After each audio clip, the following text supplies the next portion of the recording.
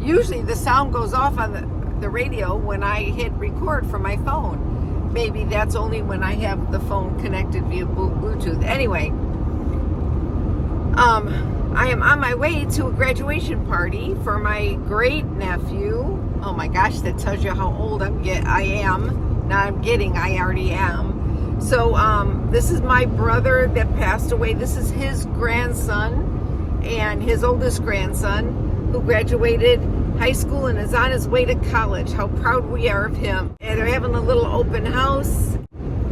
It's a cool day today. Well, not cool. It's 80. Enjoy some time with family today.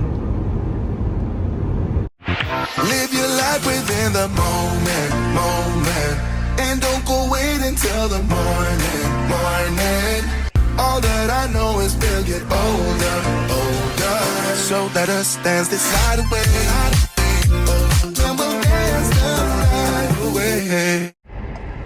Well, what am I doing today? I am a mess, right? I'm headed to the storage shed. My U-Haul storage shed, because I am going to put a RV there yet.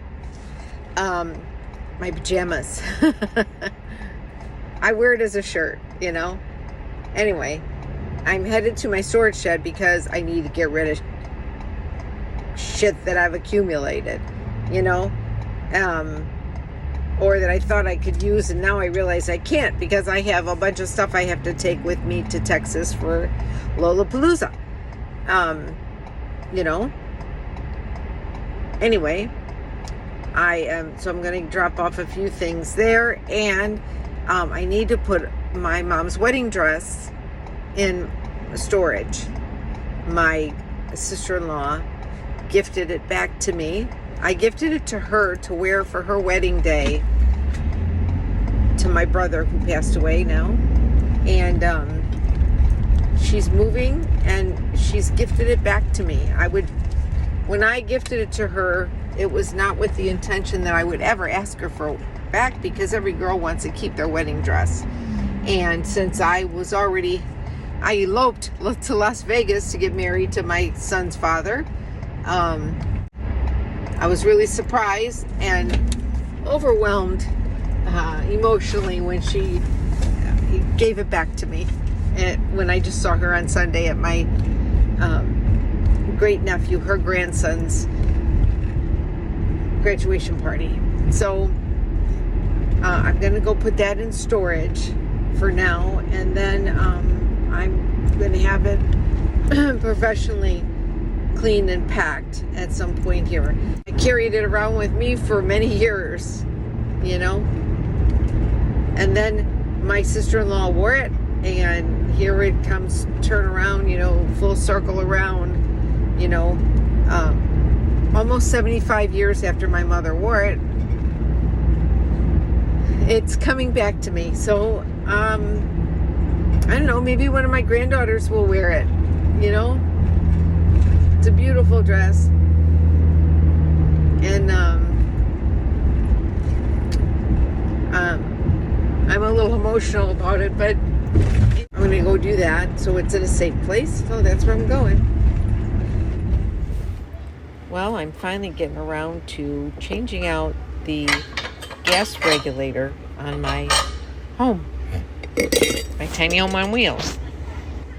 I bought the dual regulator so I can attach each tank to it, and I'm not going to have it automatically switch over because I want to know when the tank goes empty.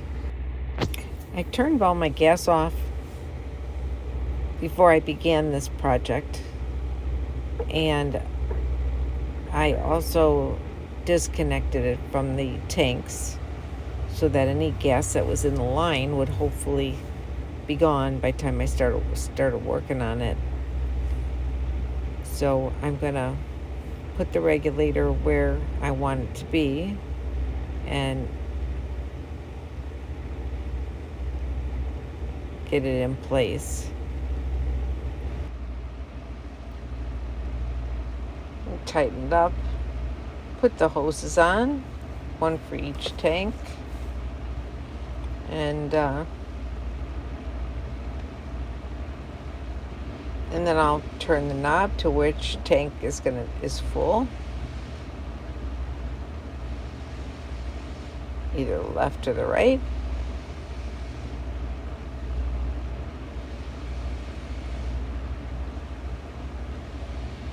And then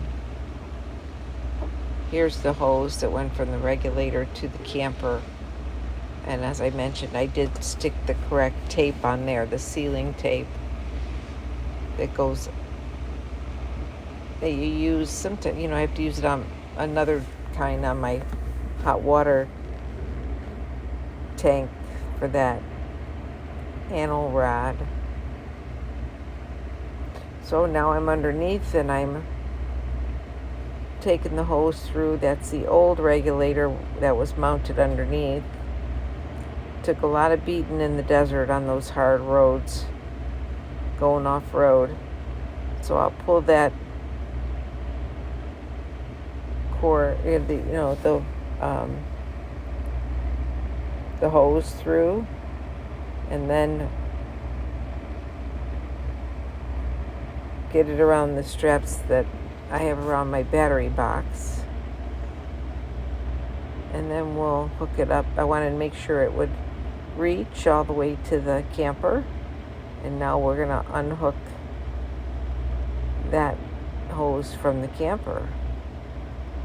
This hose was a little rough getting it done. I had to get the adjustable wrench because the one I had, I just couldn't get a good grip on it with this one here that I was using. So I'll get the adjustable one to get it off. Yeah, I was really having a rough time with that. Fortunately, I'm blessed with being in my nephew's driveway, and he's got all the tools I need. I just got to go in the garage and get it. I thought I could do it with my own, but I'm going to go get that other tool because I can't get a good grip on this to get it off. Well, this is the next tool that's going to be in my Christmas list, or if I don't buy it beforehand, I'm going to have to go buy, because it's much easier to be able to adjust it around that nut, to get it off. This was coming off really easy this way with this one, and not trying to have to hold that tool closed. So I got that undone, and I will put some tape on there before I put the new hose, attach the new hose to the gas line.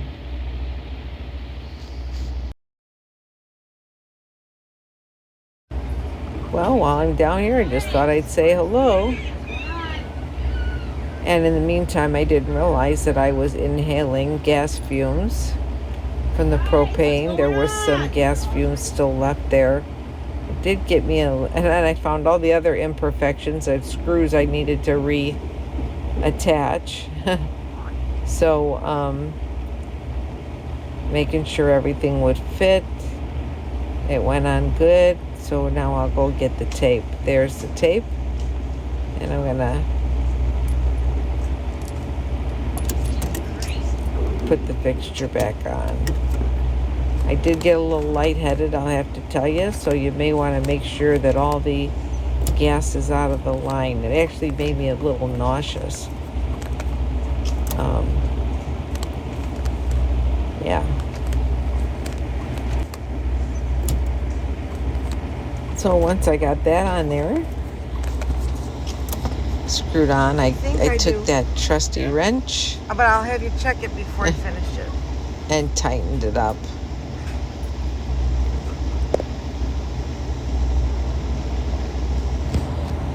Yep, that is what you think it is. That is my water bottle with Dawn dish detergent soap suds in it, and I'm spraying that on my connections to make sure I don't have any leaks. I did turn on the gas after I got the bottle, and squirting it up just to make sure everything's copacetic. Looks good. Of course, I didn't take my own word for it, and I had my nephew double check it because he just got home from work. It'll bubble up if there's a leak, but it's looking good. You can buy them all the expensive toys in the world, but they'd rather be in a box. Well, I got the gas changed, and right now it seems like the refrigerator's working well. I put it back on gas. I'll know more when I check it, make sure that it's still staying cold. And it just so happens that I know I'm a little low on propane, so I hope that it lasts through the night. But before I actually go to sleep, I'll make sure, and maybe I'll just switch over to electric to be sure. I don't want my stuff thawing out while I'm sleeping in my freezer. But I'm glad that I finally made the switch. I did buy a new thermometer. It's, the thing that you put and you attach on the little silver slats inside the RV fridge. So it tells the refrigerator to kick off or whatever. I know I'm not saying it. It's like a thermostat, but they don't call it a thermostat. I did get a new one, but first I want to make sure I know what is working and isn't working to solve the refrigerator problem.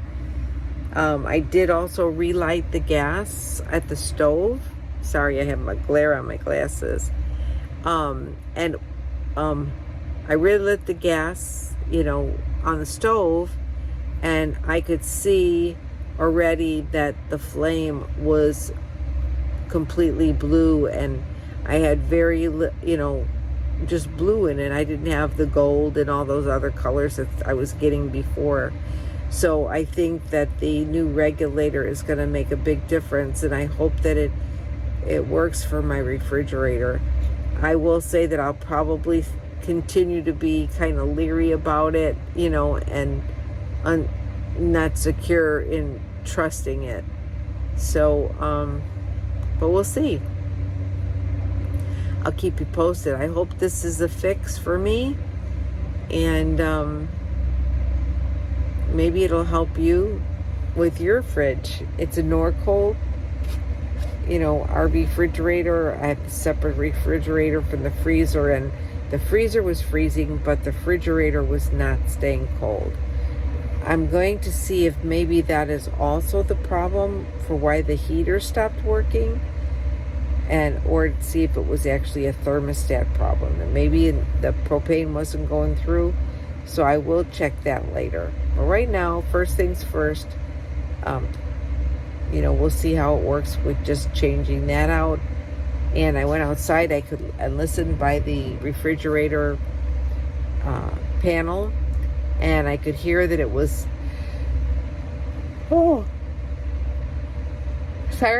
I could hear that it was, it had kicked off, and, it was ignited, and we'll go from there. So that's a wrap. Went back out in the garage, returned my nephew's tools to the right place in the toolbox. Always, if you use someone else's tools, make sure you return them. And I'm grateful that I was able to fix things using his tools. I did have him check the lines and tighten things up if I didn't get them tight enough, the fixtures, because my grip is not as good as it used to be.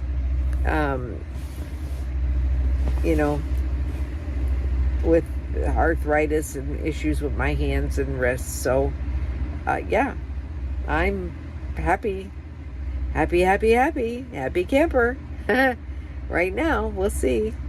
And I had a great day playing with the kids, and they were just having a blast playing in a box. In the box. So tomorrow I'm going to visit a high school friend. She's putting together a meetup, the meetup for us gal pals, that we're going to meet up in Michigan the first week of October before I head to Lollapalooza, which is going to be a lot of fun. We had a meetup once before in Myrtle Beach, and now it's been too long since then, so we're going to try it again in the Midwest. Thanks for watching. Please click subscribe if you're not subscribed, and smash the bell to get notified when my next video comes out. I hope some of these tips that I provide about my RV life are helpful to you, and I hope you like watching my life and Danny's life on wheels in our rolling home. Thanks for joining me. God bless you.